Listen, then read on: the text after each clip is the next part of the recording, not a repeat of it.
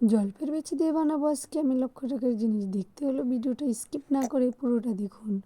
জলপাইগুলো আমি ধুয়ে নিয়েছি, তারপর শুকিয়ে কালার করে নেব। তারপর এর উপরে আমি ক্লে দিয়ে একটা ডিজাইন করে নেব। কেন আমি এই কথাটা বললাম যে লক্ষ টাকার জিনিস বানাতে যাচ্ছি? হ্যাঁ, বর্তমানে যেই হারে স্বর্ণের দাম বাড়তেছে, 2,27,000 টাকা এখন বর্তমানে। সেজন্য আমাদের মতো গরিবরা তো আর স্বর্ণের জিনিস কিনতে পারবে না।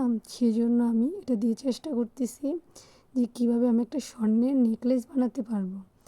তো আমি কয়েকটা বানিয়ে নিয়েছি। এগুলো আগে গ্রামে পড়তো মানুষ স্বর্ণর তাবিজ কবজ হিসেবে, আগে বিয়েতে দেওয়া হতো মহিলাদের। অনেকে হয়তো দেখলে এখনও চিনতে পারে। পেঁচিয়ে রাখা সুতোতে আমি জলপের বিচিগুলো গ্লু দিয়ে একটি একটি করে লাগিয়ে নিচ্ছি। তারপরে আমার গলার হারটা বানানো কমপ্লিট হবে। এই তো আমার বানানো শেষ। তো কেমন হয়েছে অবশ্যই কমেন্ট বক্সে জানাবেন। কিন্তু